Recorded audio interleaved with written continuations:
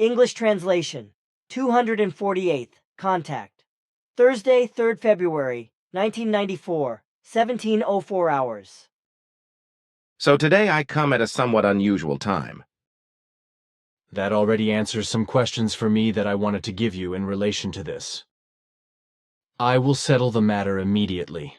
An unfortunate matter that I had regarded as settled, and that I thought I would not have to worry about anymore. But now be greeted and sincerely welcomed. I am pleased to be allowed to greet you again as well. Also, I am to convey to you and all the group members greetings from Quetzal and from my daughter, Sim-Ya-Se, whereby you should also, of course, pay my greetings to all. Everyone will surely be happy about that. I see that you have made a large number of notes again. Yes, I have a lot of questions again. 6 months is a long time, and since then, all sorts of things have accumulated. But first, before I ask my questions, I would gladly like to know how far you have progressed with the technology of the new transportation systems. You promised me that I could visit Sim-Ya-Se soon, when everything works correctly.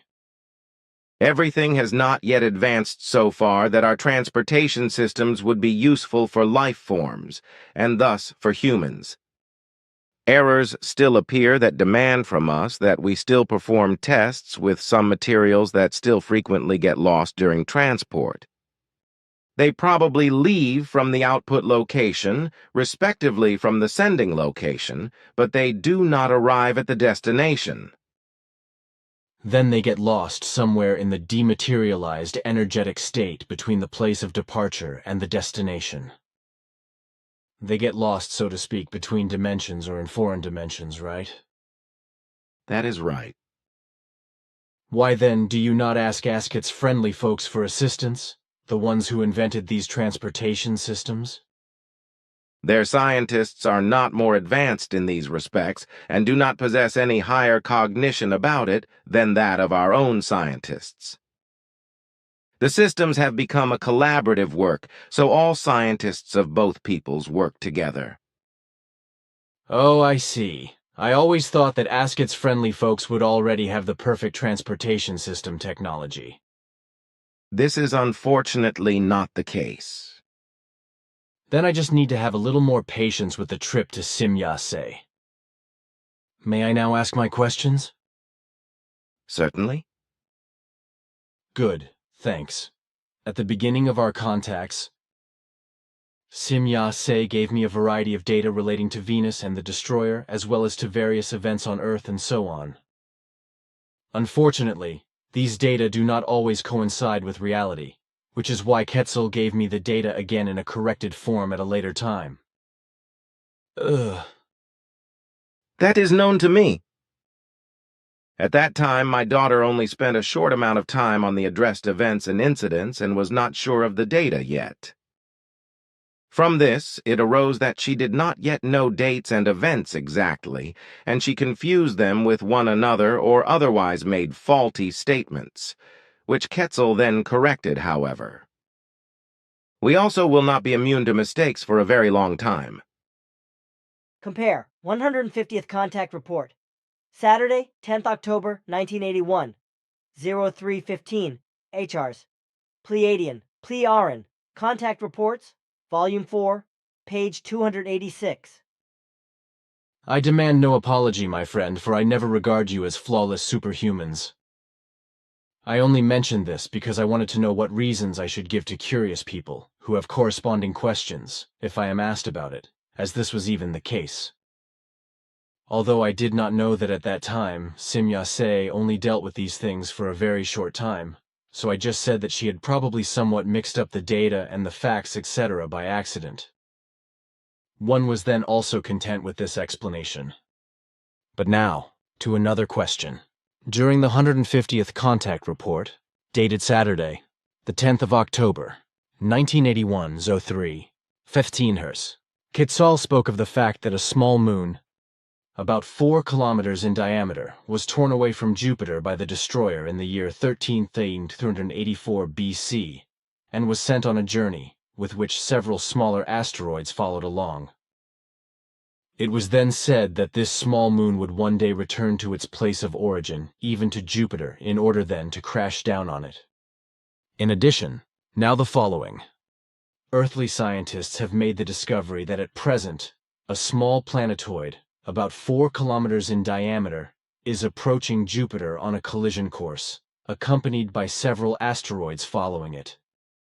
According to scientific calculations, this small planetoid, which is called Shoemaker-Levy 9, is to crash down on Jupiter in the middle of the year 1994, just beyond the horizon that is visible from the Earth. Is this small planetoid the small moon mentioned by Quetzal, which went on a journey from Jupiter in the year 13,384 BC, and which now celebrates its return to its place of origin, or is this another space projectile? This really is the small moon mentioned by Quetzal, which will arrive into the gravitational field of Jupiter again with great certainty. Then the next question. What insights and experiences do you have as a doctor in reference to the fact that the vice of smoking among females should produce a vaginal discharge? That also corresponds to our insights and experiences. Females who indulge in the vice of smoking are not the only ones endangered in the genital area, as this is how men are affected by it. Yet in a more cancerous form, whereby the prostate and vas deferens and testes can be affected. With females, the dangers of inflammations of the fallopian tubes and ovaries and of cancer of the fallopian tube and ovaries are promoted by smoking. Also, itchiness and eczema in the genital area frequently trace back to smoking, as well as infertility, which can particularly occur in girls and in young women, but from which men also are not excluded, who can likewise succumb to infertility by smoking.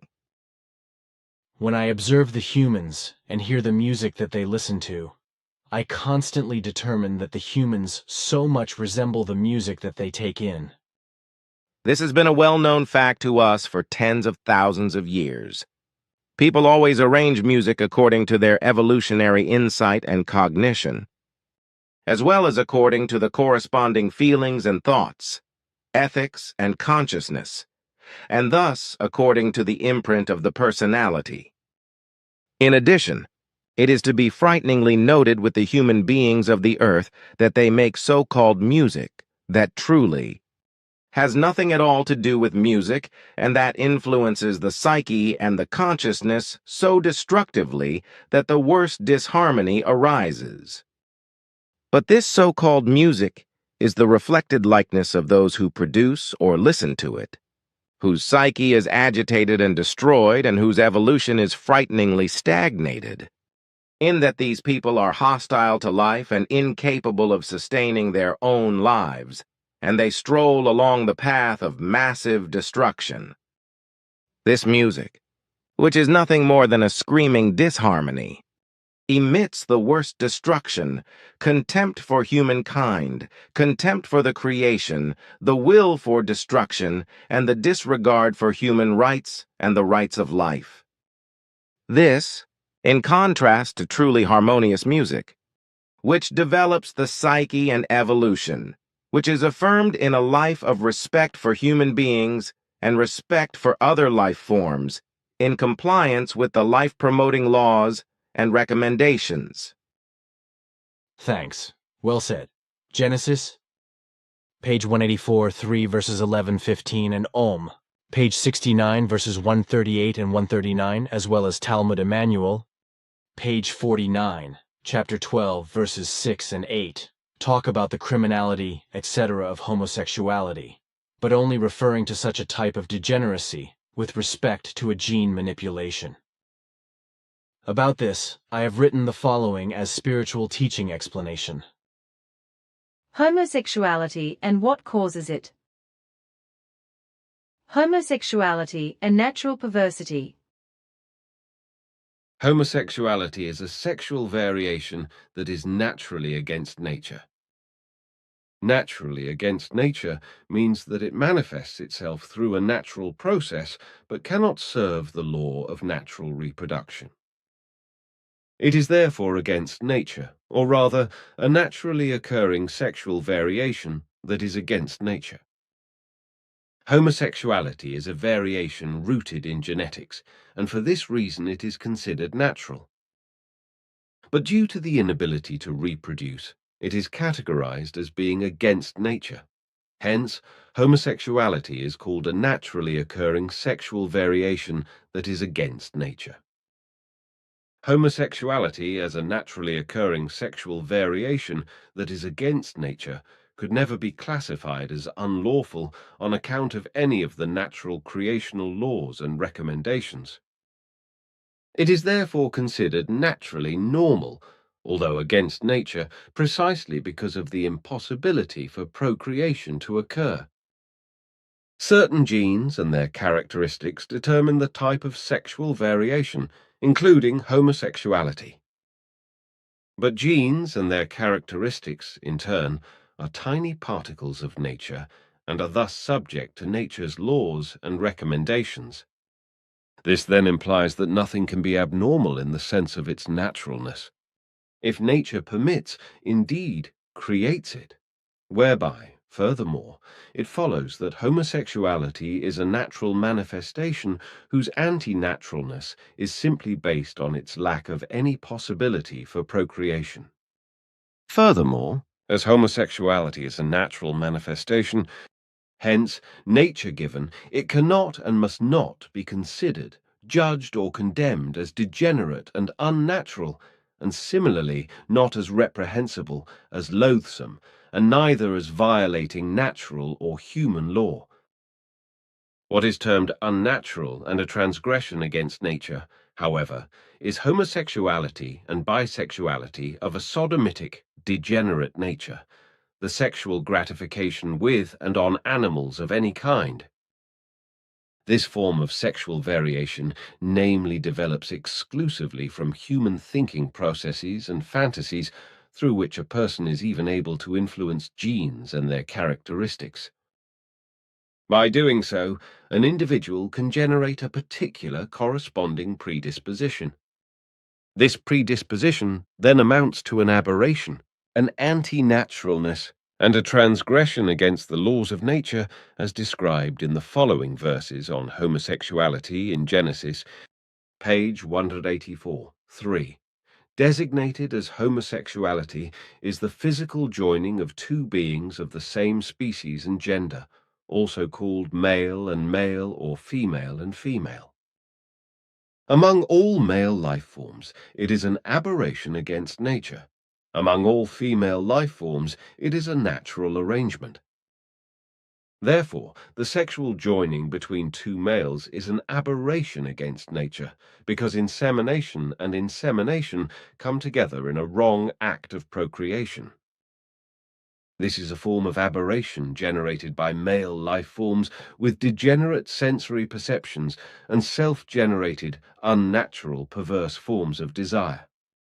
This type of sexual activity can only come about among male human life forms with inherent homophile selfishness who, as life forms, are misled and degenerated through factors of false teachings, uncontrolled perverse desires, and unlawful lusts.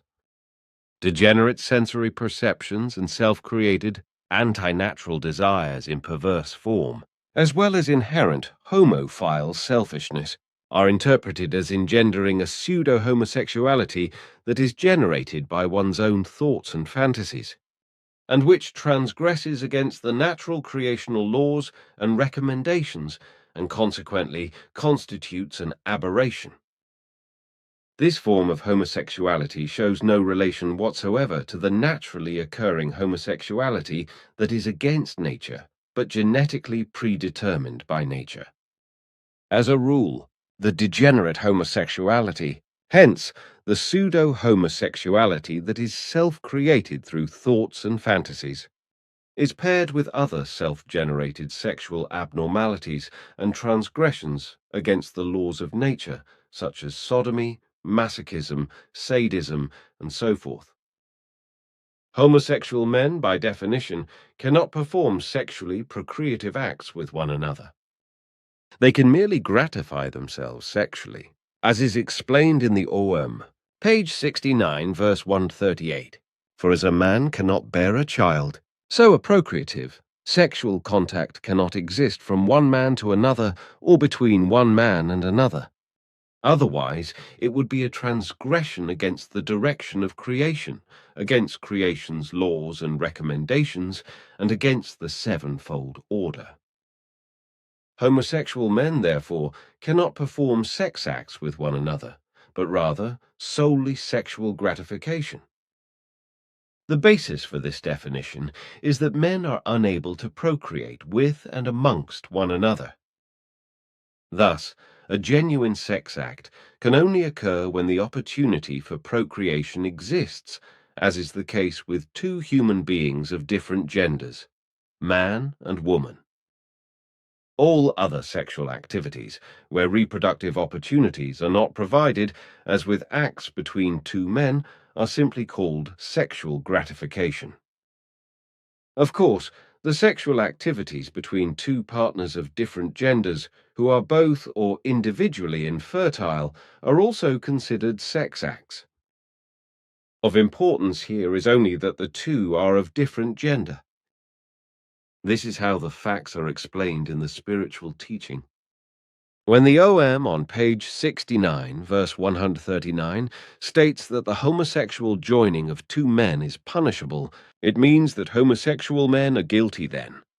When they come together in such a way that makes them capable of giving birth in an unnatural and sacrilegious manner, for instance through genetic manipulation, etc., and then have sexual relationships for the purpose of procreating descendants by this means. Thus, a man transgresses against the direction of creation in these matters if he sacrilegiously joins another man in a procreative, sexual relationship, and thereby he shall be guilty and punished for the remainder of his life to a place for fulfilling the corrective measure.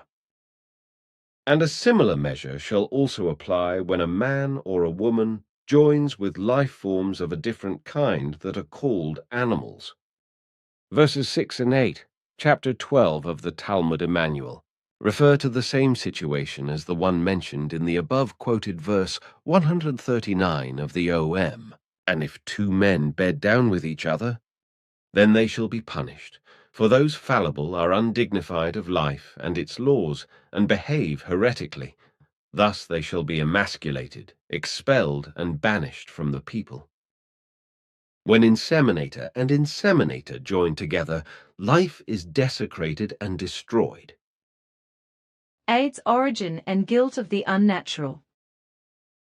Concerning the AIDS epidemic, the Simyase blocks state the following. This disease epidemic, which is still incurable for the Earth person, is the product of a virus, which is deformed and mutated by force, which completely paralyzes and even destroys the human body's self-defense system, and this must inevitably lead to death on occasions of even the slightest illness or injury. The Earth humans themselves bear the guilt for this deadly epidemic, namely, those who act against nature, wherewith those who act sexually against nature are addressed, whose actions are inexplicably endured, tolerated, or even encouraged by many Earth humans. So this speaks of sodomitic degenerate homosexual men and sodomitic degenerate bisexual men. Both correspond to a breach of law that is contrary to nature, which must inevitably lead to serious consequences and even death. For what is natural cannot be ignored, disturbed, and avoided for many millennia, without it avenging itself one day. Normal homosexuality and normal male bisexuality are naturally against nature, but they are not reprehensible and are not transgressions against nature. Just as bisexual relations and same-sex relations among female life forms are normal and lawful, see Pleiadian, Pleiaren contact reports and the law of love, Kas Figu. Basically, the AIDS epidemic was caused by the sodomitic degenerate anti-naturalness of homosexual and bisexual men who gave themselves over to sodomy. In particular, The epidemic was caused by the combining together of different active agents that only simian life forms carry in themselves, and these could unite with humans through the disgusting sodomitic sexual activities of men. Actually, the resulting transmitted and already very old and dangerous disease could have still been curable by earthly medicine. But because the Sodomites sexually squandered among homosexuals and bisexuals, the epidemic pathogen continued to change to such an extent that it became an absolutely lethal factor. And now, medicines and defensive means must first be found and be created against this. It is to be feared, however, that these medicines will first be found when the epidemic already runs rampant worldwide, which can lead to similar events, such as at the time of the plague, which was also able to demand so many victims through human guilt. The reprehensibly acting, sodomitic, degenerate, homosexual, and bisexual men who act contrary to the laws of nature bear the guilt for this epidemic. But also guilty for this epidemic are all those who tolerate and advocate sodomitic, degenerate homosexuality and bisexuality, and also sodomy in particular, even though these forms of sexuality are absolutely contrary to the laws of nature. And with the pursuit of these, in any case, it must be counted on sooner or later that deadly or at least life-threatening consequences will appear, to which many kinds of life forms will fall prey. This will also occur in this case because those who are jointly responsible and also those who are innocent will soon be attacked by the AIDS epidemic, so including the heterosexuals, the so-called normal sexual ones. The AIDS epidemic, like any other dangerous venereal disease, is transferable, namely through direct contact, especially through sexual activity, through blood kisses and open wounds, but furthermore, also through indirect contacts, such as union with bloody saliva, etc., that the pathogens of the epidemic can settle on certain materials, such as on toilet bowls, glasses and towels, etc., and survive for a long time, and thus can also be contagious to other human beings. That is not the case. The AIDS pathogens, in this respect, also behave the same as pathogens of other venereal diseases like with syphilis and gonorrhea, where the pathogens can only be transferred directly or indirectly, so not through deposition and resumption, such as on glasses, towels, and toilets, etc. In every case, however, the Earth human must exercise the greatest caution. Otherwise, the epidemic will begin to run rampant very quickly and will become global in the shortest time. Direct contact with strangers or with such persons whose health one cannot be certain of to the greatest percent should be avoided. With hand greetings, the hands should be promptly cleaned again, and greetings with a kiss and the like should be completely omitted, as well as physical contacts of all kinds, up to the unlawful bad habit of the Earth humans in maintaining frequent sexual relations with other humans, without it concerning their actual own partners, a bad habit that is as contrary to nature as sodomy, which, in the first form, likewise produces its consequences through Caribbean herpes, which is a mutated and degenerated form of the globally spread genital herpes. Also, Caribbean herpes, or the American named herpes, is a degenerative disease of incurable form, as has already been explained, but in the coming time, it will continue to degenerate and become as deadly as the AIDS epidemic if the Earth human does not immediately order a stop to his or her sexual degeneracy. The Pleiadian-Pleiaren contact reports mention other epidemics of the future. Unfortunately, these are not the only diseases and epidemics, for in the foreseeable future, still other and very much worse ones will follow. On the one hand, the new diseases and epidemics to be expected will spread out via humans and through their guilt in a direct form. On the other hand, indirect consequences will also appear, through the destruction of nature and the destruction of the atmosphere by humans, and furthermore, New agents of diseases and epidemics will also be brought in from space by the space capsules, etc. What do you think about it? I mean, about how I have written the explanation. Is everything understandable and sufficient enough? In my view, everything is described precisely and exactly. Therefore, no misunderstandings should have to be expected.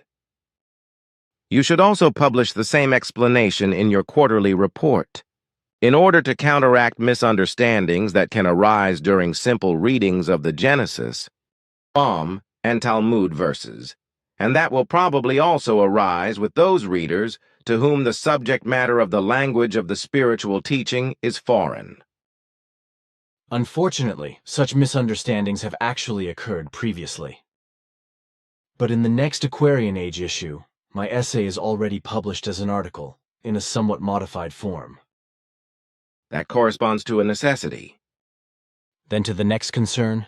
After 17 months of negotiations, the Vatican and Israel have agreed on the modality of the mutual recognition and on the normalization of their relations, whereby the agreement received its final touch on Wednesday, the 29th of December, and diplomatic relations will likely begin in April. According to the prophecies, this is a very bad omen and points to the fact that now a third world war is still threatening. In addition, the idiotic Russian warmonger and extremist Zhirinovsky fits into this picture, according to whom the threat of a third world war might indeed be brought back into the realm of possibility. Unfortunately, that corresponds to the actual facts. On the one hand, the prophecy of the Vatican-Israel alliance has become a reality, which actually speaks as a bad omen for the beginning of the Third World War, and on the other hand, the extremist Zhirinovsky really is an unusually nasty warmonger and tyrant, through whom not only a forced Third World War is to be expected, but who is actually working towards it in this respect. The change to the better and to peace in an increasing form, which was brought about by Gorbachev, already suffers a strong abatement through this, which can be changed quite quickly into a disaster if the madman actually comes to the power he strives after. In this regard, it now depends on the Russian people, as well as on all responsible persons of the entire world, as to whether this warmonger will actually arrive at supreme power or whether he will be overthrown and be permanently removed from the sphere of influence. He is a threat to the entire world because if he actually arrives at his targeted power, then the worst is to be feared. He is even worse than Saddam Hussein, with whom he is indeed supposed to be allied. If just one of these two is already a tremendous ill, then together they are pure evil. To eliminate them permanently would, in my view, be a pure act of self-defense. That corresponds to the truth, but this responsibility rests with those who have the power to do so, and they are all responsible for it. Of course, that is not understood by all the false humanists and false peaceful people, to whom it does not make sense that through a logical application of force, a lot of disasters can be avoided, and peace, tranquility, and order can be created. A fact that is also true of the former Yugoslavia, where the UN and NATO could have already created peace and tranquility as well as order a long time ago if they would have intervened in the acts of war through logical force and would have brought these to a standstill. But the stupidity and cowardice of these two organizations speaks for itself, as well as that of those countries, like Germany and others, which are opposed to an intervention and which rely on false humanistic and false humanitarian laws and the like. But the fact that through this, they deliver thousands and thousands of innocent human beings, without hesitation, to deaths from wars and revolutions disturbs them in no wise. Then, in order to cover this up and to mitigate it, they fetch those who are wounded out of the war zones, in order to nurture them and care for them.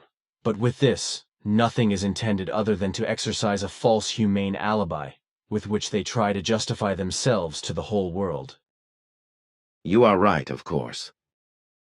Another question. It happens very often that smaller and larger chunks of ice fall from the sky, with some clearly coming from airplane toilets when these are mixed with feces. But others must be of another origin. Every now and then, there are also some genuine pieces of hail, where the individual pieces are often very large. Indeed, hundredweight pieces and even larger pieces fall to the earth every now and then, and the scientists and also the laymen cannot explain the origin of these pieces of ice.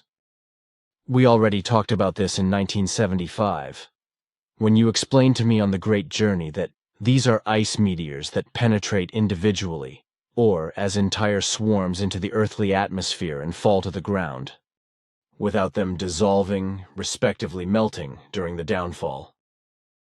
In addition, the question: does this explanation possess general validity, apart from the pieces of ice from airplane toilets?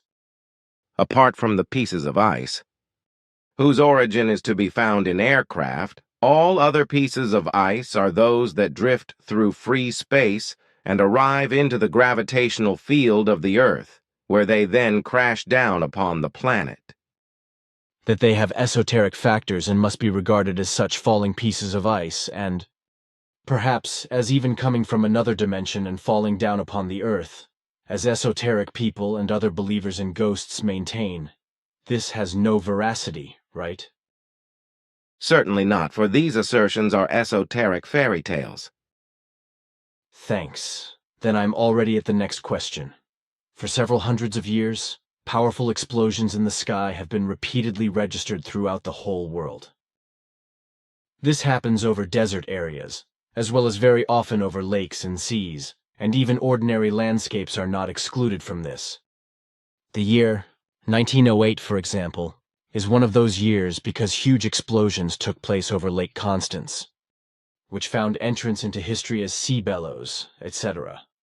Also, sea roarings became a common expression, as well as other designations. The explanations for this were very varied, ranging from cannon shootings to war battles, up to the assertions of delusional believers that dimension gates would explosively tear up the air, etc. in modern times, and the presence of such explosions are attributed to the breaking of the sound barrier by jets, as well as machinations of UFOs.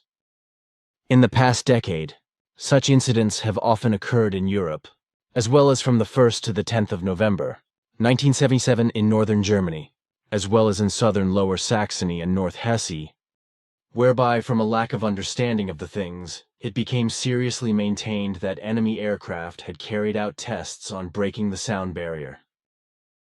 Even the UFO theory found diligent believers. Everything is nonsense, of course, because the explanation for these massive explosions is so simple that it almost seems laughable that the Earth scientists have not bumped into it for a long time. For my part, even I have figured this out, even though I am not a scientist. And that I was right. Quetzal has confirmed this to me, when I made known to him my theory, based on the experiences of huge explosions that I witnessed in various desert areas of the world and over several large lakes and seas, which, on the one hand, I designated as airquakes and, on the other hand, as dry thunderstorms, in my opinion, under special climatic conditions, lead to huge explosions in the atmosphere and even cause airquakes that shake everything, even the surface of the Earth. But such events have already existed since ages ago, whereby the delusional believers, of course, could not give any explanations for them, which is why they attributed the incidents to ghosts or esoteric factors, as well as dragons, Meiers, and B. Translation other than the following not found? And does not make sense in context. Low-relief volcanic crater caused by interaction of water and lava, and monsters, etc. The same was also done with ice cracks, when in frozen lakes and rivers, etc., cracked icebergs burst. Now, the question is, whether there are still other explanations for such events, apart from those that I figured out myself and that have been confirmed by Quetzal. Included therein are also the meteors that graze the Earth's atmosphere, explode and produce loud or soft cracking sounds, which are particularly heard quietly at night but also during the day, when the blasts of the exploding meteors are strong and loud enough. There are no other explanations for this because those are exhaustive. Such events of nature and the elements are not restricted to the Earth because these are natural events that take place on all planets and moons throughout the whole universe. When they have a suitable atmosphere and the climate change possibilities. At that time, Quetzal talked about atmospheric quakes, which I have just called airquakes, probably just because certain atmospheric and climatic conditions must prevail in order to be able to produce such dry thunderstorms, etc., which can often continue for several days or even 2 or 3 weeks. Whereby also flashes are produced that, taken literally, actually spurt out of the blue of the sunlit sky, as I was able to observe this several times. The saying that has been well known here since ages ago, like a flash out of the blue, might probably be based on such observations of earlier times. Or what do you think? That's right. Those words actually trace back to such observed incidents. With such dry thunderstorms and airquakes, respectively atmospheric quakes, I have also observed several times that in lakes and rivers or in seas, the water suddenly began to boil, or just gave the impression that it was boiling. I also saw the same things in desert areas, but there, just the sand seemed to boil.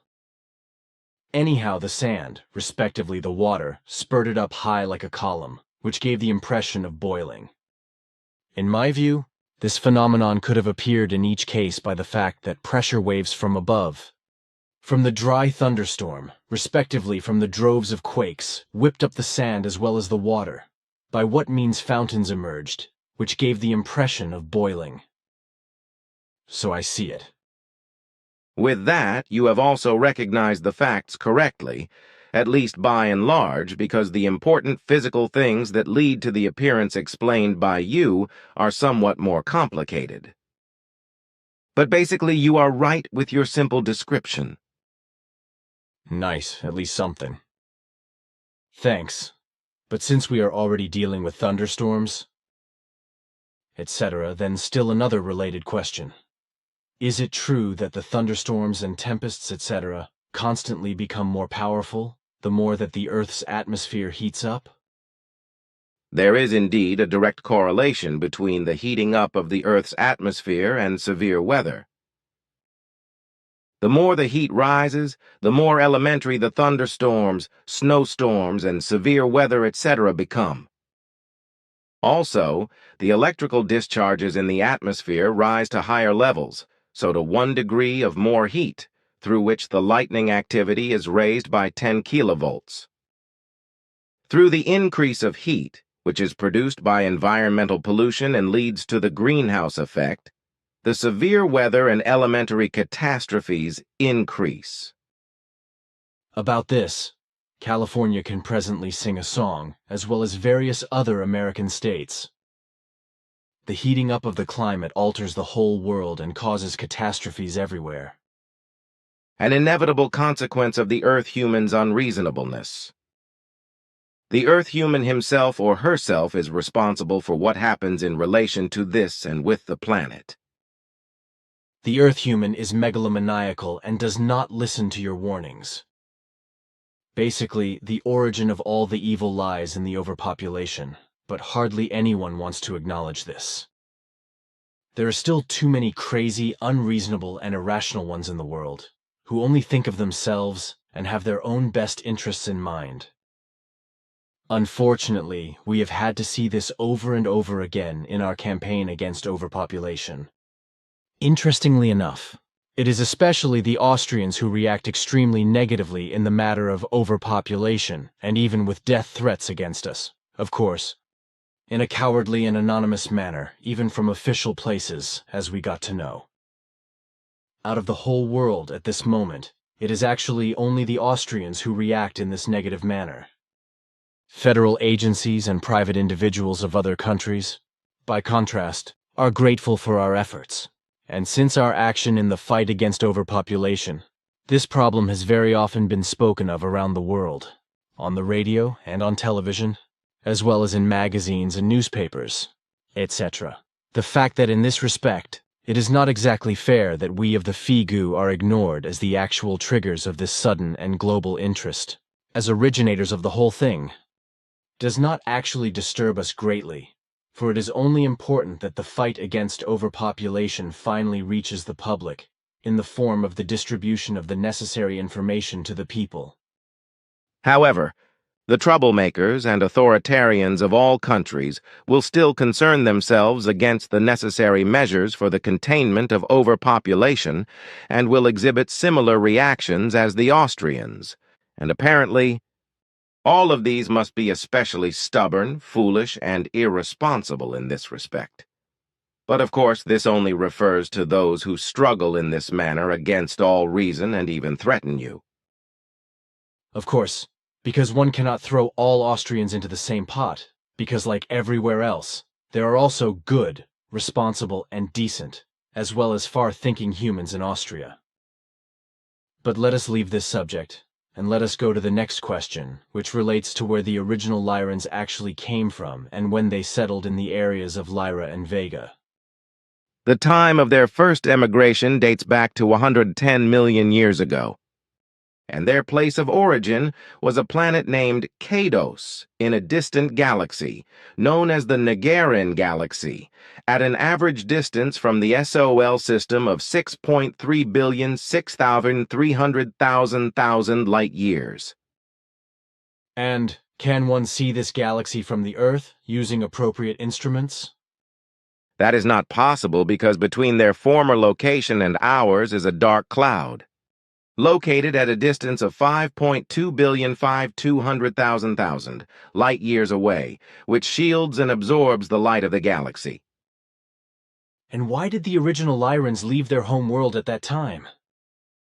Their home planet passed into the fire of the Sun system as this was changing itself into a supernova. So then, they still set off early and emigrated to the planets of Lyra. No, that's not right, for they first settled down in other areas of other star systems and other galaxies, just to migrate then to the areas of Lyra 26 million years ago, where they inhabited a planet that, in the meantime, has passed. So then, they had to relocate once more.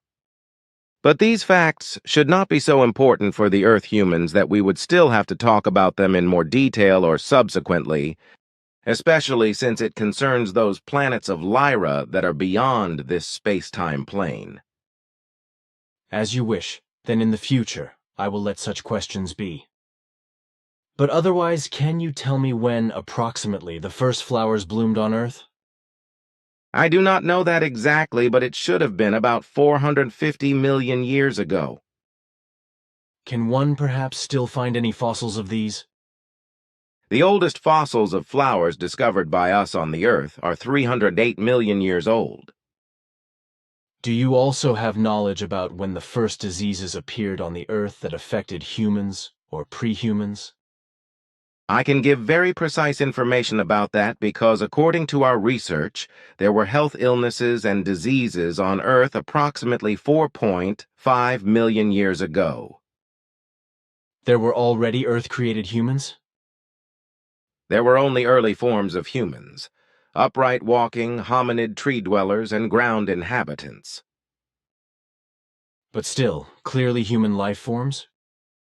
Certainly, but these beings were not yet filled with reason and understanding in the manner that the actual first human was, who even disposed of cognitive reason and a recognizable consciousness. These beings arose on the Earth at different times, so no single measure of time can be specified. The one namely developed authoritative and human-forming reason more than 3.7 million years ago, while others only became reason-bearing 2.5 million years ago, and others only 1.5 million years ago. I have a knot in the hose somewhere. In the past, one told me, nevertheless, that humans had already been created on the Earth 6 to 12 million years ago. How does it happen that you speak of lower figures? There must be a misunderstanding because the first human life forms emerged on the Earth 6 to 12 million years ago, which then developed over time into the human life form, Homo sapiens. On the other hand, 5 to 6 million years ago, beings from other planets were also on the Earth occasionally, who also lived here for some time, but later left the Earth again. Perhaps these beings are meant in your recollection, whose reason had already been given. Perhaps I no longer remember this exactly. There was also once talk of human life forms that were created 6 to 8 million years ago, as well as those created 8 to 12 billion, 8,000 to 12,000 years ago. I understand. You mix up the facts a bit, my friend. These human life forms that were created 8 to 12 billion, 8,000 to 12,000 years ago were not Earth humans, but rather people who stepped into appearance. Respectively were created from beyond our galaxy, but whose distant descendants came to the Earth. Let us leave this, otherwise even more confusion will arise. I would like to address you once again on former Yugoslavia. For nearly 2,000 years, they have been smashing their heads down there and massacring each other at every opportunity. Did you know that even Tsar Nicholas II of Russia had huge troubles with the peoples and ethnic groups of the former countries of the current ex-Yugoslavia, and that Rasputin, the Russian miracle monk, had told him in 1908 that these Balkan peoples were not worth a shot of powder? Yes, that is well known to me. I also cannot tell you anything that you do not already know. I am just a few years older than you, and I also knew Rasputin personally. I know, but still, I thought that I could tell you something that would be unknown to you. I have bad luck. I have also already had bad luck before. As you know, I have always had difficulties with millions and billions, which I, the devil knows why, often confused with one another. Now, the same problem has arisen with light years and kilometers. In previous conversations with you and Simyase, with regard to the Great Journey, etc., there was often talk of nonillions and decillions with respect to distances. With this, kilometers were always meant, but I the dope, have then always said and written light years. These data, indeed, did not concern light years, but rather kilometers. Then this would also be clarified. But now, once again a question about the exodus of the original Lyrans. The Negaran galaxy was abandoned 110 million years ago. And if I remember correctly, you said that they then settled in the Lyran galaxy, just to move then, to the areas of Lyra and Vega about 26 million years ago. Anyhow, that is what you told me around the month of May, 1991. That is right. Good, but I still have a question now. The Lyra galaxy went the way of the ephemeral. Can one still perhaps see its light today? No, that is impossible. It has pushed another galaxy, which is called Nosar, to the place of the former Lyra galaxy, which emits its light since then, whereas the former light of the Lyran galaxy already evaporated long ago. So then one cannot see the galaxy anymore. Too bad. The light from the Nosir galaxy, however, which you designate as M83, can be seen from the Earth with good devices at a distance of only 16 million light-years away. Mathematics, as it is used by the Earth humans, does this have universal validity? No, not in any wise, because the most diverse civilizations on other worlds have a variety of mathematical forms, which have no similarity or relationship with the terrestrial form. How does it happen then that your measures are the same as ours, or, at least, are similar to these? They are not. But you always speak of the fact that certain things have certain sizes, respectively measures, which are consistent with our measures. This is also true for physical values as well as for units of all kinds, etc.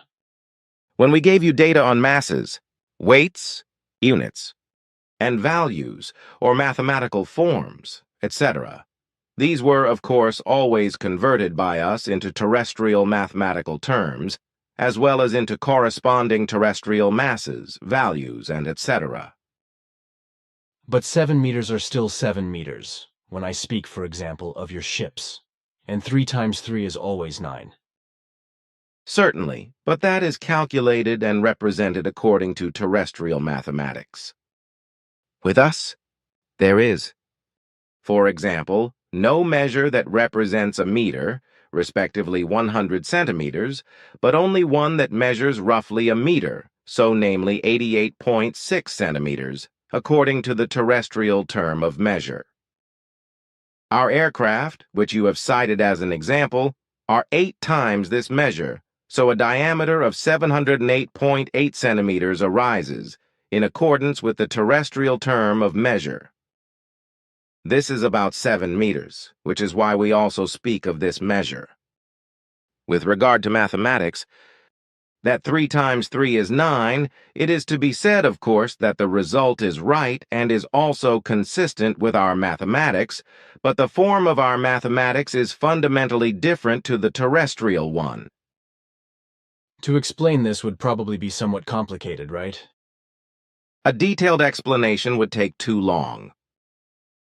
Then just don't. It probably is not so important.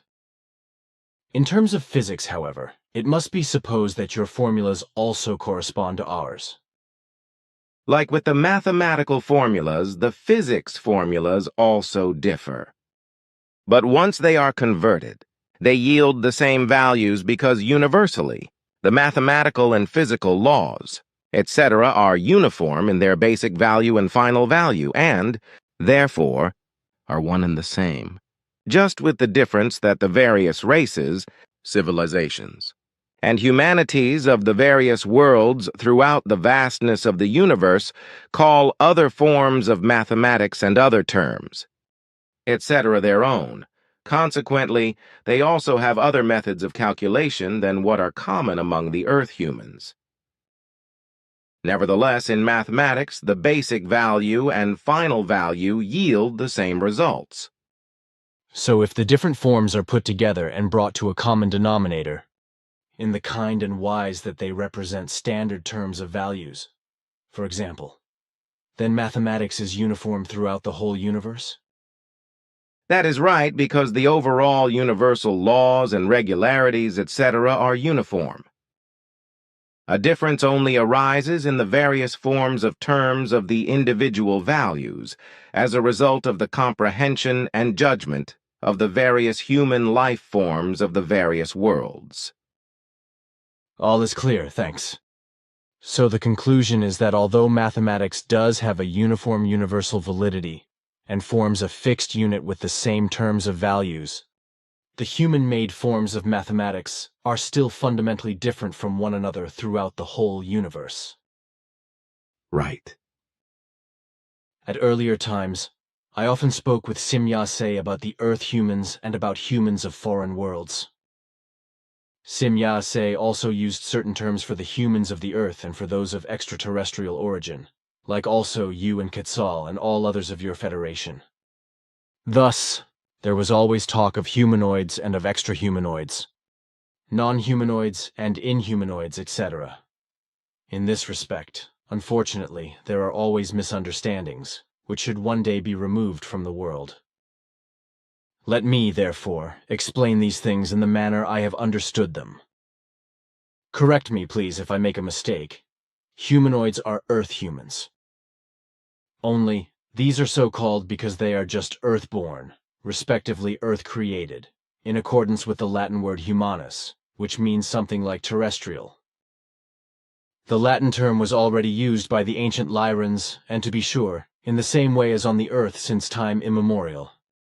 So the term comes from the ancient Lyrans, who had also named their homeworld, in the original sense, Earth, and in consequence of this, they had also designated themselves, using a word adaptation, as Earth humans, as humanoids, after which then, in the course of time, the word humanoid was exchanged for the term human and, thus, for all human life forms throughout the whole universe, but with the difference that the differently disposed, exotic human forms, who did not exactly resemble the Lyran humans, respectively the terrestrial humans, in their inner and outer anatomies, were called extra-humanoids, respectively foreign humans.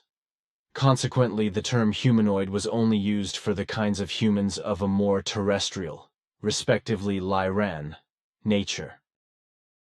Nevertheless, the extra-humanoids, respectively the so-called extraterrestrials, belong to the genus Omidam, and thus are humans. It is just that they are of an exotic nature.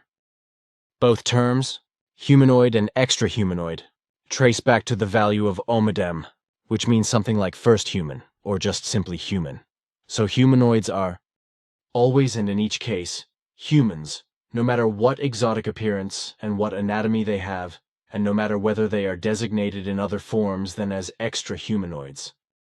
I often mistakenly referred to these extra-humanoids, while speaking or writing, as non-humanoids, which does not correspond to the truth, of course, because non-humanoids, respectively inhumanoids, are, in reality, non-human life forms that are animalistic, respectively of a fauna-like or floral-like nature, and, therefore, have nothing to do with human life. The term non-humanoid, respectively inhumanoid, clearly means that such a life form is non-human. In contrast, there are, for example, the peoples of Asina, extra-humanoids who deviate in their appearance and in their anatomy very exotically from the actual humanoids, and look accordingly different as amphibian beings, respectively amphibian humans, and are arranged into other living conditions than those of humans, the kind to whom we and you belong. But these foreigners are called extra-humanoids, not because of their appearance, but simply because they are of an anatomically different nature than we, who simply designate ourselves as humanoids. There are, for example, many extra-humanoids that are outwardly identical or very similar to humanoids, but they have extremely notable differences in their internal anatomies. This also testifies to the fact that they are not of terrestrial creation, but are simply beings of alien worlds, which is why they are, indeed, extra-humanoids. However, their anatomy also contributes to this designation because they are alien to those who are simply called humanoids, respectively, humans. However, this should not mislead one to regard and judge the extra-humanoids, the foreign humans, as non-humanoids, respectively non-humans. They are still humanoids and, thus, Omidam humans, so extra-humanoids are, in every case, always human beings. It is just that they have no direct birth relationship with actual humanoids, the race of humans embodied by the Earth humans and your people. And to address the non-humanoid life forms once again, these are life forms that are not humanoid and, thus, are in no manner of a human nature and that also have no relationship or other connections with the human species, respectively with the Omidam and humanoids as well as extra-humanoids. And to come to speak once again of the extra-humanoids, it must be said that these are neither better nor worse humans than the humanoids of the Earth. The Earth humans, even though they often have very different and rather exotic natures, and indeed in every respect. Extra-humanoids as well as extraterrestrial humanoids are not supernatural, and are not divine, and, thus, are not monsters and not terrors. Rather, they are just as human as the Earth humans, the Earth humanoids, of whom, at least for the last 10,000 years, not exactly much that is praiseworthy can be said, when one considers that during this time on our planet, only 250 years of actual peace has prevailed. So in terms of this, as well as in reference to their manner and humaneness, and compliance with the natural creational laws and recommendations, as you know, not very many positive things can be said. Concerning the reproduction of the extra-humanoids and other humanoids in the entire expanse of the universe, it must be said that in this respect, it does not occur any differently with all of them than it does with the Earth humanoids, so with the Earth humans. Therefore, sexual acts are necessary in order to witness descendants. What is different from the Earth humans is just the manner of the physical act of reproduction, in accordance with the exoticism of the respective life form, and, accordingly, Its exotic reproductive organs and reproductive practices, which are often connected with rituals that are strange to the Earth humans. Also, humanoids and extra-humanoids can mate with one another in order to witness descendants, if this is possible due to the dissimilarity between the exotic reproductive organs, and if the DNA factors, etc., are compatible and allow for procreation. It is, of course, utter nonsense that procreation and births of descendants can occur in a purely spiritual form, for a material body is always tied to a physical reproduction and birth. This is a fact that punishes all those dreamers, know-it-alls, believers in angels, and other delusional believers in lies, who maintain the contrary. Your explanation corresponds to the facts. I just wanted to know this to be confirmed one time. Thanks. My next question. Can astronauts simply leave the material belt, the material universe, and penetrate into other creation belts, respectively, universe belts?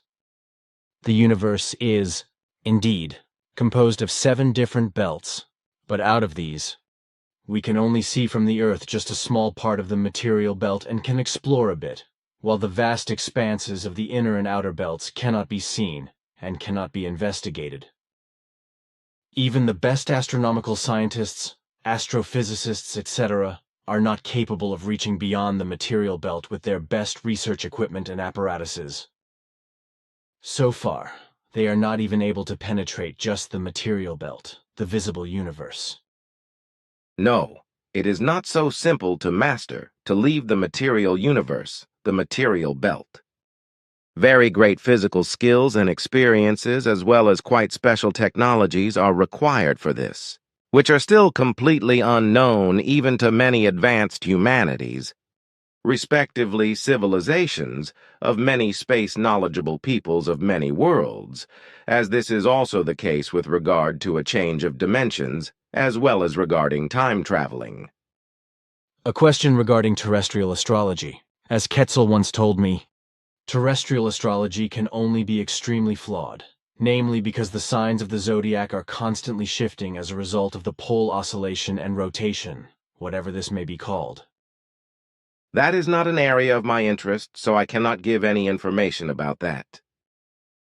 But if Quetzal gave you this explanation, then it may very well correspond to the truth, so it is not of value to talk about it in more detail. All I know is that for a precise astrology, very many factors and much knowledge are important, and these demand far too much from the overall knowledge of the Earth humans of the modern era. Consequently, it might be virtually impossible for the Earth humans to conduct a precise astrology. I know, it's all rather difficult when I just consider the North Star. The Earth's axis does not point exactly to the North Star. Rather, it makes a wobbling motion like a spinning top. Thus, the Earth's pole rotates almost in a circle, and therefore moves the North Star circularly. 5,000 years ago, this was still the star Tuban, and in about another 12,000 years, it will be Vega. A full circular rotation of the Earth's axis, a polar oscillation, takes 25,160 years, so 12 ages of 2,155 years. But to something else. In contrast to the idiotic Pope and other opponents of abortion, the creational natural laws and recommendations allow abortions of descendants if certain criteria are followed. On the Earth, unfortunately, it is such that the men usually decide about the abortion laws, etc., and ignore the opinions and wishes of the women. For my part, I think that the men should have nothing to say about this subject, and should let the women determine what their own will is. The women are not able to assert themselves against the autocratic male world, but this is also partly their own fault, for women often show their weaknesses and their failures in that they just get up and leave a location or a place, a quarrel, a conversation, or a discussion, if they no longer know more or cannot enforce their own wills immediately. This might also be a reason for the fact that there are so few women who possess leadership skills on the Earth. What do you think of this?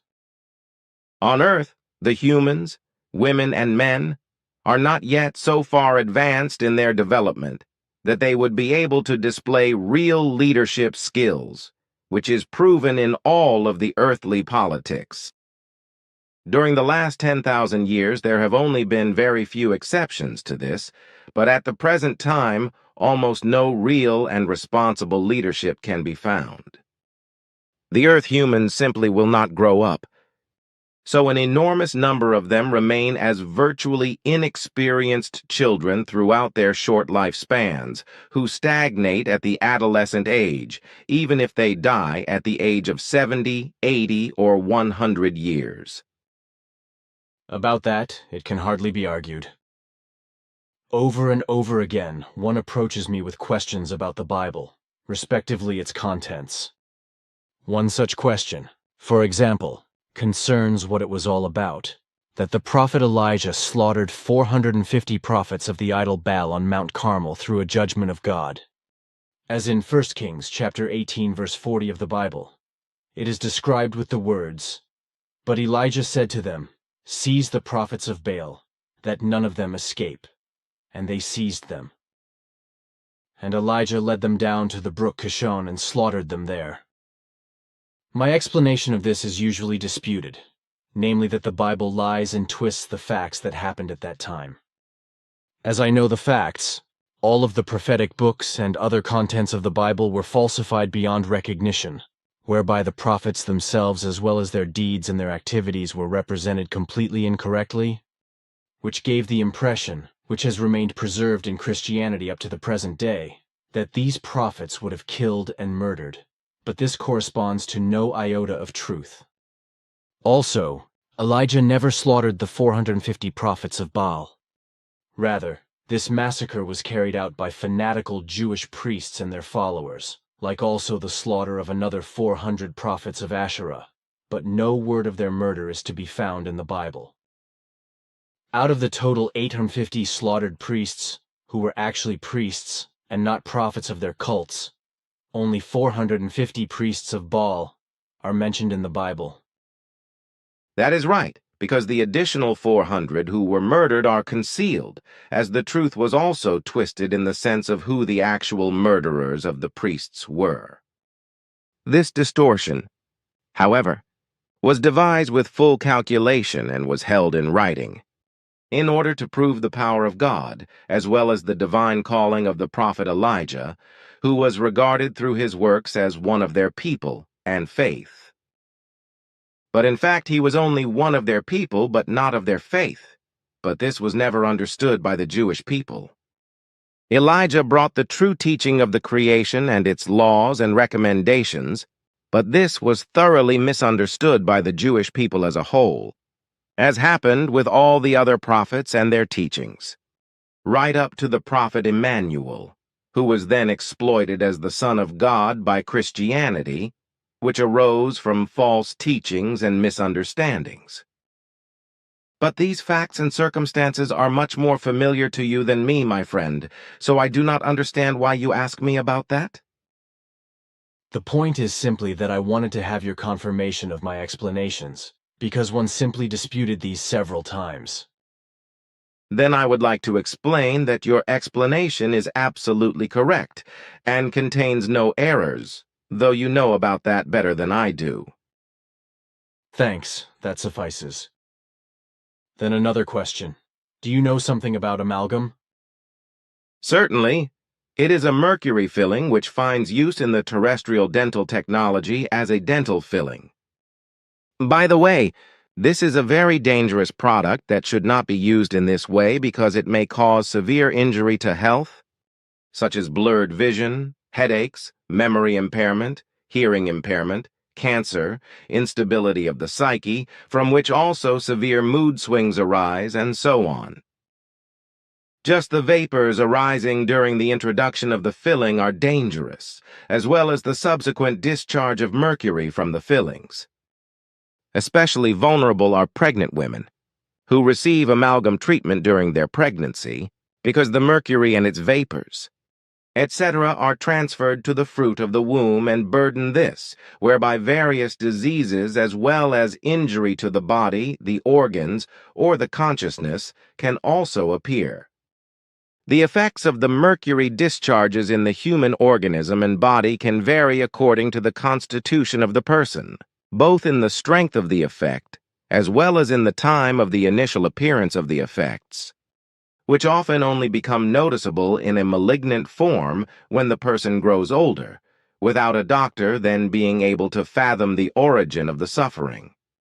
So often, many human beings do not notice for a long time that they have been poisoned by mercury discharges into the organism, just to become suddenly sick then, with a multitude of ailments, for which the doctor can find no explanation. You have given me the answer to an unasked question, because that's exactly what I wanted to ask you. For that was a subject for which I was asked for my opinion some time ago. Unfortunately, I must confess that I gave a wrong answer in this regard. I said that amalgam would probably only take effect according to the physical constitution, but I could not exactly say whether that is actually so. But according to your explanation, amalgam is harmful in every case, very often even with a long-term effect, respectively with a long-term outbreak of an effect.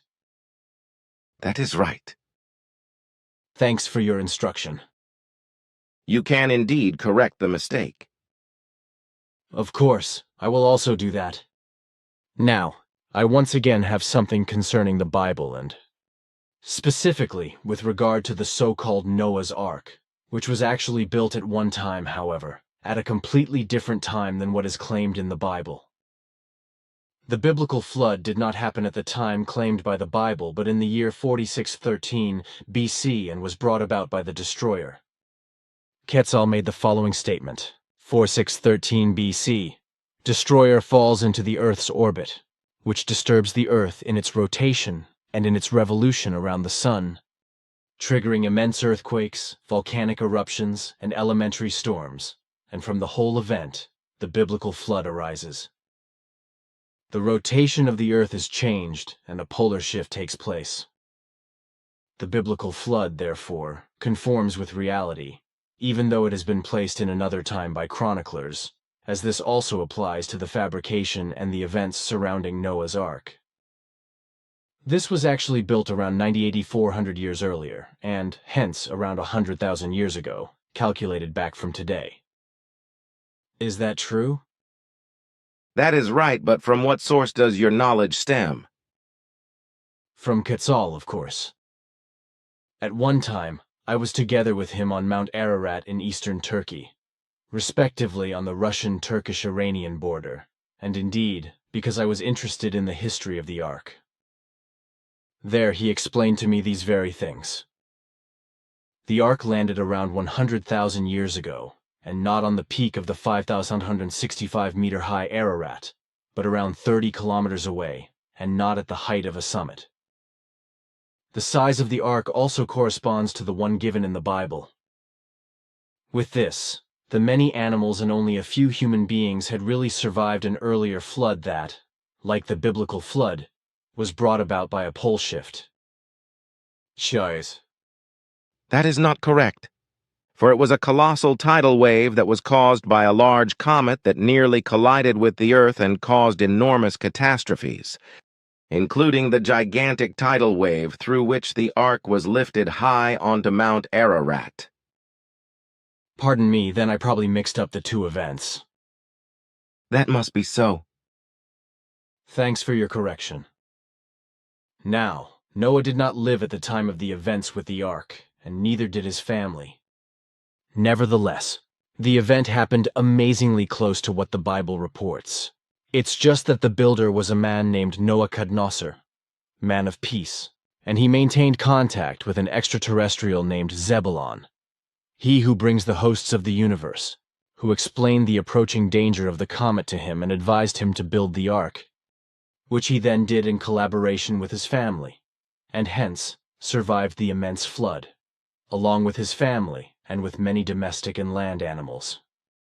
These factual events have been handed down since approximately 98,000 years ago by word of mouth again and again, whereby the name Noah was gradually altered and fell into oblivion, and finally ended in the name of Noah, while the extraterrestrial, who was in contact with Nebuchadnezzar, was renamed and became elevated to a god. After the biblical flood, the actual Bible ark Noah history was then created, whereby the true origin of the events ultimately became lost. That is what is also recorded in our chronicle with regard to the important events on the earth. Your explanation is therefore correct. It is simply astonishing, so I think that in spite of the later biblical falsification, the history of the Ark has been so well preserved for more than about 100,000 years, when one just considers that during that time, very few people lived on the whole Earth. Do you perhaps know the number of people who lived at the time of the comet catastrophe and the number of people who died? There exists with us no precise data about this, but only estimates. These say that prior to the massive tidal wave, approximately 870,000 people lived on that part of the Earth, but as a result of the catastrophe, about 650,000 lost their lives. Out of the surviving 220,000, about 140 people lived on the Ark, who, after the time of the flood, then settled the land again in the Middle East, where many foreigners then also immigrated. This total of about 220,000 people had it very hard because for many thousands of years, they were decimated again and again by epidemics and all sorts of other disasters. Therefore, they could only multiply very slowly at first, and only reached a total population of 11 million people about 10,000 years ago, distributed across the whole Earth, of course. And in only 9,500 years, there were then born another roughly 500 million humans. And after that, since the Middle Ages, during just another 500 years, the Earth person actually managed to increase his population. By the year 1994, to an incredible 5.8 billion 5,800,000 humans, from which all the crazy consequences of global destruction result. The climate, atmosphere, ozone layer, and other protective layers, which the terrestrial scientists do not know of yet and, thus, cannot talk about fauna and flora, as well as human life and the planet itself, drive towards destruction by the human's guilt, a fact that has already become evident. Nevertheless, there are still the irresponsible idiots who thoughtlessly assert that, on the one hand, the Earth still will not be overpopulated for a long time and could still carry and nourish several billion more humans, and that, on the other hand, all the elementary disasters appearing worldwide, the earthquakes, air and environmental pollution, tempests, floods, heat spells as well as cold spells, typhoons, hurricanes, gales and tornadoes, snowstorms and blizzards, volcanic eruptions, landslides and mudslides, and so on, would have nothing to do with overpopulation. A brainless short-sightedness, rejection of responsibility, and a misjudgment of reality, as well as a playing down of the truth by criminals of all backgrounds, starting from the so-called average citizens up to the scientists and powerful economic figures in governments, who make their profits from it. What's more is that besides the obvious dangers for all life and the entire existence of the planet, still other dangers threaten, which the scientists do not have any idea of yet, or else they conceal such threats if these are known to them. Unfortunately, that corresponds to the facts. Facts that, unfortunately, cannot be changed so quickly due to the disputatiousness, greed for profit, irresponsibility, indifference, superior attitude, and disregard for the truth by a large number of Earth humans. The irresponsibility and greed for profit, etc., are much more pronounced in the Earth humans than the sense of responsibility, reason, and intellect. Nevertheless, one could talk endlessly and curse about this, so it would probably be better if we would turn to other things once again. Another question. Here on Earth, for the precise defining of human beings and their family trees, etc., we use so-called surnames and first names, as even you use these. But now, how does it stand with you, regarding the closer naming, respectively more exact naming, of a family tree, a family or kinship, as well as a lineage, etc. There is a great resemblance to the terrestrial form. Then you also have lineages, respectively family names. Certainly, it is just that these are formed differently, of course, and are related to other origins than what is the case with you. Of course, that should be clear. But how do you handle it? I mean, with the surname, once a marriage is established. And how do you actually join a marriage together? As an official procedure, like with us? Or just as a voluntary joining together unto a marriage between two people? If I remember correctly, Quetzal once told me that the latter is the case. I want to answer the last question for you first. While the first one seems illogical to me and is not understood by me, the process of marriage with us is that such a union is first preceded by a trial period of at least 2 years, during which the two future partners live far away and apart to test their feelings, etc., for each other. After that, they undergo various voluntary tests and clarifications regarding the capacity to marry in all areas, including, of course, the factor of descendants and the upbringing capacity of the parents and so on. These tests, which include virtually all areas of a marriage, are carried out in an authoritative manner, respectively by a spirit leader, and are voluntarily undertaken by those to be tested. If a true capacity to marry is found, then the two lovers are united to each other in a marriage of a free form. This means that they get together in a free marriage, without there being an official regulation or joining together, and without such being required. Such a form of marriage would not be good, and would also be connected with many problems. For an official joining together equals an inevitable compulsion, which arises from certain official regulations, etc. This corresponds to an experience that already became owned by our ancestors, which is why the solution for many evils that arose from official marriages was sought in the free marriage, as we practice this today and work with it very well. The various ancient evils that, in official marriages, often led to very vicious assaults, and even killings have been resolved since then and no longer appear, which has nothing to do with the fact that differences of opinion could not arise, but these no longer degenerate as they did in much earlier times when rather official rules for marriages still applied. Free marriage, and thus, the free marriage alliance offers many advantages. So, among other things, that the two partners do not feel chained together by an official compulsion, as this is indeed the case with an official marriage because an official and legal obligation exists.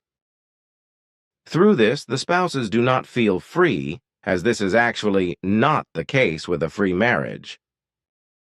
However, the lack of freedom creates many and very often unsolvable problems because the freedom of one's own decision and action is missing, due to the fact that the partners are bound together by an official regulation in a manner that they cannot necessarily separate from each other out of their own volition if their marriage is not in harmony and so on.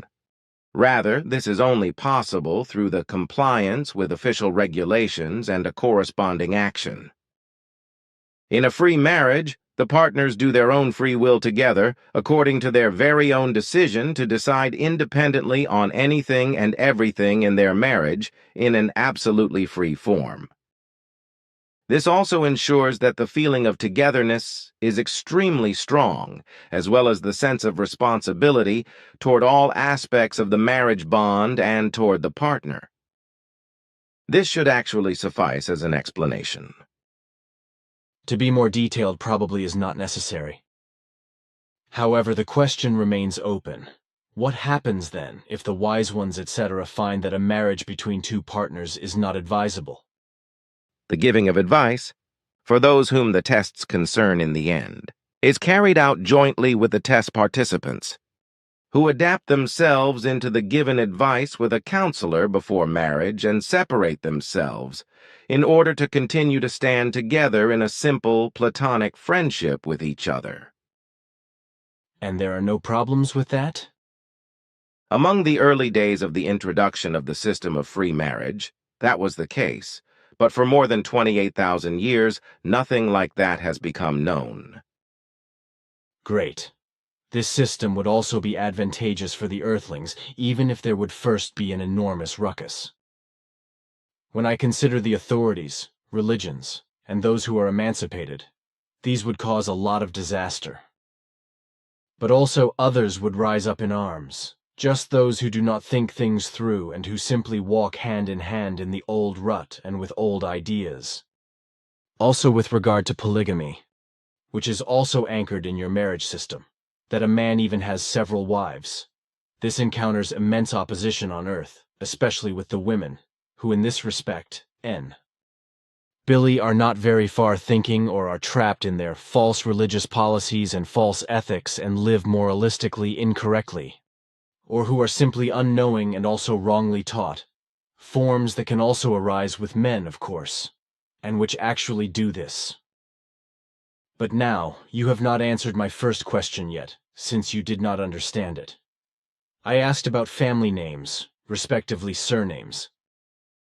Once a marriage bond is closed, what family name, respectively surname, becomes effective in the family, respectively with the wife and with the descendants? Do the wife and the children receive the surname of the husband, or does the wife keep her premarital surname? And what happens with the children? This is regulated with us by a law, and indeed, in the way that wives and descendants resulting from the marriage bond, in each case, always bear the surname of the husband, respectively, the father. This is regulated in such a manner because solely through this, confusion in the degree of kinship as well as in the family tree can be avoided. Even at very early times, our ancestors made the discovery that there were incredible confusion when female spouses retained their premarital surnames or even transferred them to their descendants. From this, there arose much disaster and confusion, from which incest emerged on a massive scale, as this happened in Sodom and Gomorrah with the ancient Jews, when the two cities degenerated into pure herds of incest. Did your ancestors have something to do with Sodom and Gomorrah? Not the ancestors of our own lineage, but those of diverging lineages, for these interfered in the affairs of the ancient Jews, who degenerated, for example, in Sodom and Gomorrah, into wide-scale incest, for which they were punished with a total annihilation by nuclear fire, etc., by the one who was angry about these unbelievable activities. Aha, Sim Yase and Quetzal already talked about that. But now, something completely different again. And indeed, again to the women. Women are often suppressed on Earth, as you know, by the male world and regarded as half-humans, etc. They are restrained by the men in almost every wise in their development, as well as in their freedom and self-realization. Without that, these women would be emancipated and would crossly stir up the men through this. Thus, men are usually vigilant about trying to be dominant over women, while exceptions are also to be seen, of course, but only in small numbers. But now, on the other hand, it is also the case that women gain the same pretense and mannerisms as men when they develop as emancipated or come into leadership positions. This is a phenomenon that does not just come to light now in the modern age, but has existed in ancient times. And especially in this connection, the time of the Latins is to be mentioned, thus the time of the Romans. Can you tell me why this is? I mean, why it is that women and men are always trying to dominate each other. It is absolutely clear to me that leaders must emit a dominant power, just to be able to lead and manage others, whereby success and progress are guaranteed. But it is not necessary that the dominant leader is also domineering. Also, a leader can behave very normally and as an equal and only claim for himself or herself those rights that also apply and that are assigned to those being led. In my opinion, it can only be that the dominant's power, in the sense of the domination of man and woman, is not just dominance in the usual sense, but rather a lust for power and domination that presses down and even suppresses all those who are weaker. With that, you have already given the correct answer. Do you have any further explanation for it? Lust for power and domination appear everywhere where no balance is given with regard to the equality of all human life forms. Due to the lacking equality, there is a lack of order and honest law, as well as propriety, reverence, and respect toward the entire existence of the neighborly human life as well as life in general.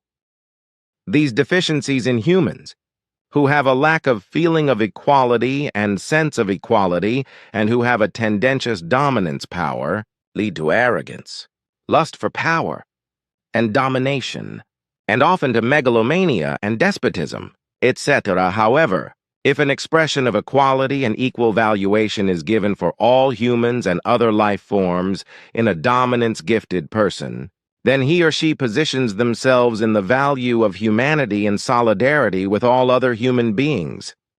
So they do not raise themselves above others in a might-hungry, dictatorial, and domineering manner, but rather concedes to them the same rights as themselves.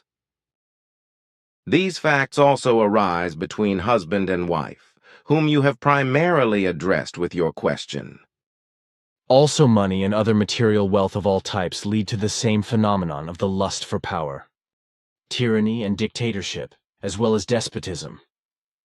But here, there is at least the tendency of a lack of sense of equality, which is created by the human being themselves and is not just given at birth. The expression of the sense of equality, which also includes equal rights as well as equality for life and legal equality, is the product of a properly committed and properly understood evolution through reason, intellect, and awareness. Ah, yes. I still wanted to ask you a few things about the comet that was the actual trigger of the arc events, and that caused the Sintflut.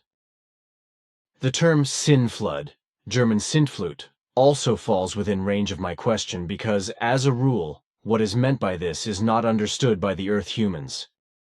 In the past, the Christians remodeled the term for their own use, and especially the Christian churches contributed much to this, in that they remodeled the word part sin, respectively sint, in the word and maintained that Sintflut means nothing other than sinflood, loosely based on the assertion that God had punished the disobedient Earth humans with a colossal and global flood for their sins. But in truth, the term Sintflut has nothing to do with the concept of sin, but rather traces back to the very ancient Germanic prefix, sin, to which was added the gliding sound of t, by what means the word sint arose. However, sin, respectively sint, in ancient times, meant something that was quite perpetual, gathered, or colossal. The term flood is just as ancient and was referred to as vloot at an earlier time. Thus arose the ancient term Sintflut, which then found the value of Sintflut in the newer German language. Anyhow, so says the dictionary that Sintflut means colossal flood, great flood, or gathered flood, etc. Is that right? Certainly. Good. Then the question about the comet. Do you have any records that give information about how large the comet was that triggered the Ark Great Flood about 100,000 years ago? What orbital period this comet has, and when it will come again? It would also interest me as to how many such comets or other space projectiles are whizzing around in our solar system, and how many of these can endanger the Earth. Although I am unaware of that, I can retrieve the desired information through this device. It will just take a moment. Please wait. Yes, here. The comet that you asked about had a diameter of around 260 kilometers and had an orbital period of 143.7 years. The time of the arc events was its last passage through the solar system because after it had passed by the Earth, it continued toward the Sun, just to plunge into it. Therefore, it will not return. 8864 asteroids drift in the area of the orbits of the inner planets, according to the data specified here. These drift in the orbits of the inner planets? No. I expressed myself unclearly. The asteroids have orbits that cross the paths of the inner and outer planets, but some have their own paths that reach far beyond the area of the last planet of the system. The largest of these asteroids has a diameter of 21.42 kilometers, while others that drift outside of the orbit of the last planet of the Solar System are up to 38.67 kilometers in diameter.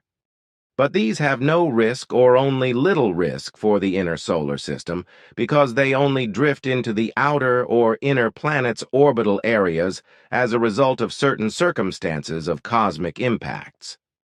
But this looks different for the 8,864 other asteroids that have orbits in the inner Sol area because planets and moons are often threatened by them.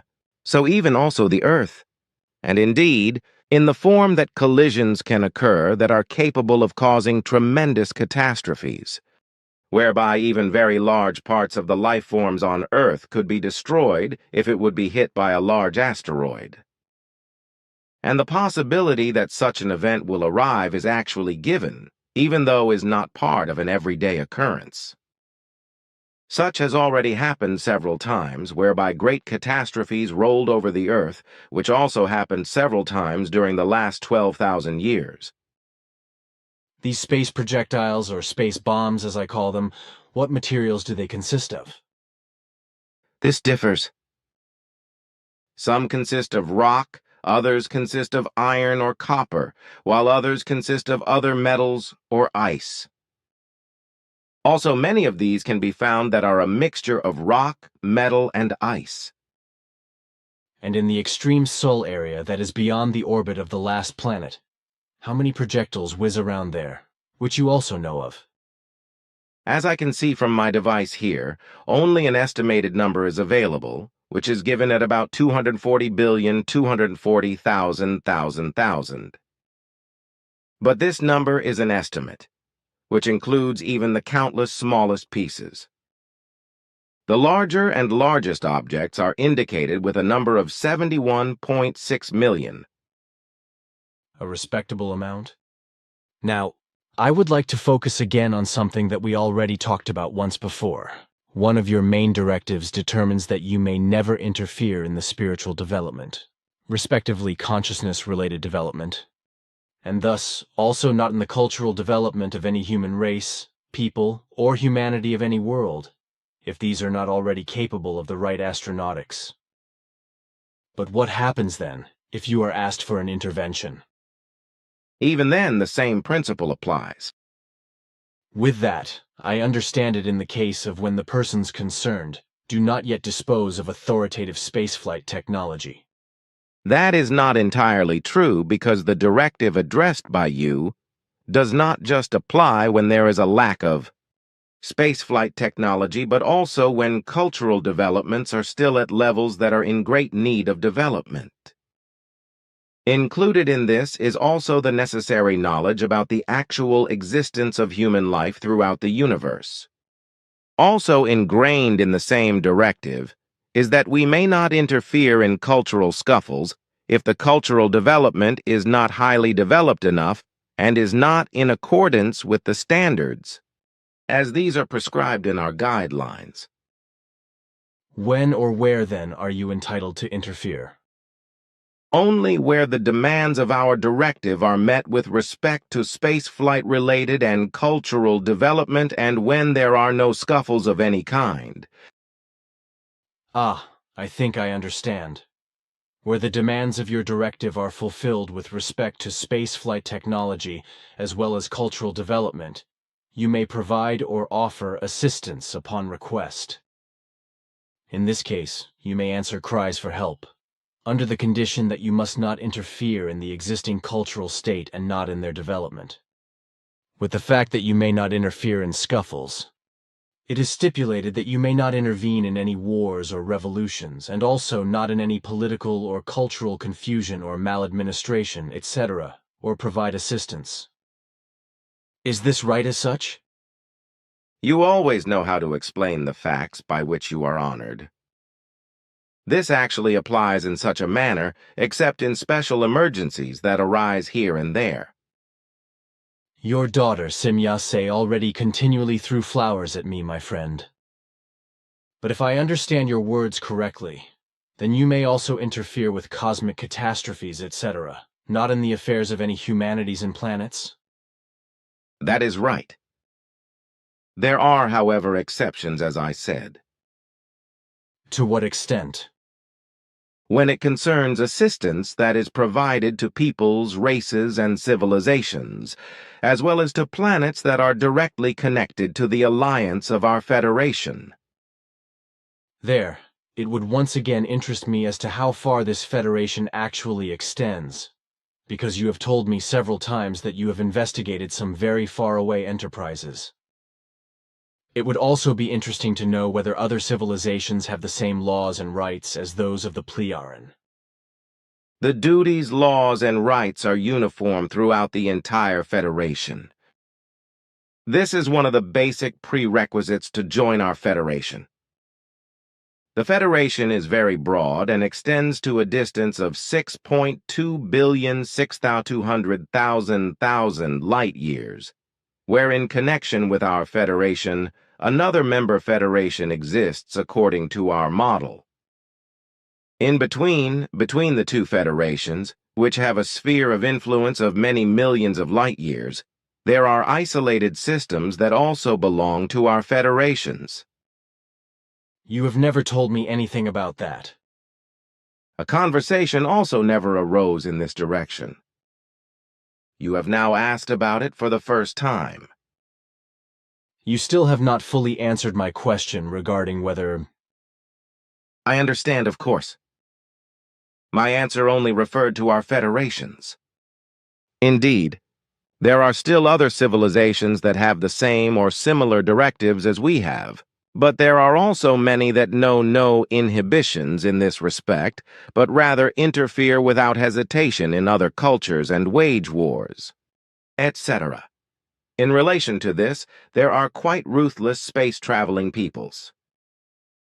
Do you have political and diplomatic relations with such? That is an inevitable consequence of spaceflight. This leads me to a question concerning us on the Earth. Is the EC, respectively the EU, European Union, as it is called today, a concept that is known to you? Certainly, because the political affairs on Earth belong to our areas of observation. Good. What do you think of this EU, its regulations and laws, etc.? In reference to this European Union, I can only give you information that is based on the statements and findings of our political scientists, whom I, nevertheless, support wholeheartedly. The idea of such a union, which should ultimately be far-reaching and include all peoples, is very ancient and was first realized by Enoch, whereby a common and planetary economic basis arose, which led to uniform balance and prosperity. What is going on with this European Union, however, has nothing to do with Enoch's system. For instead of creating unity and stabilization as well as assimilation and revision of existing laws and regulations, there are impossible, inexpedient, liberty-restricting, and new laws that are of low intelligence and regulations arising from incompetent politicians, who establish themselves in and through Brussels as rulers of the European Union and who characterize themselves more and more as despotic and dictatorial, from which in the end a total control of the individual can result, which is already secretly striven for by certain elements. The secret idea is that the powerful figures can consolidate themselves in Brussels and become so dominant that all of Europe and, one day also, the rest of the world will fall under their dictatorial control, which is vehemently denied, of course. But in truth, secret ideas and plans relating to this already exist among certain elements in order to create a totalitarian dictatorship under the exclusive control of the rulers in Brussels. Thus, whoever joins the European Union goes into the lion's mouth, as a terrestrial proverb says. And if the people and national governments blindly continue to trust the words and machinations of Brussels and do not draw the right conclusions from it, then the dark and terrible truth of an impending dictatorship will prove itself to be true. Many Earth humans have also already recognized that, which is why they also often rise up in arms, but without great success. That is known to us. Thus, I think that even more should be done by all those concerned. But now, I would no longer like to talk about this. Sim-Ya-Se, your daughter, had reddish-colored hair for a long time. Is that usual with you? I mean that women dye their hair? Although we have talked about these things once before, we were not detailed enough. You explained to me that women among you do this, but it did not arise as to whether they only do this for purely medical reasons and whether this is not actually harmful to the hair. Female beings among us actually color their hair every now and then because a certain amount of vanity is not to be denied to them. Nevertheless, the dyeing of the hair is not just vanity conditioned, but is always connected with a health measure. It's like this. Even though prominent diseases no longer appear among us, this does not mean that certain suffering still does not come to light. However, these are of an insignificant form, like a runny nose. There are also allergies and a few other insignificant illnesses.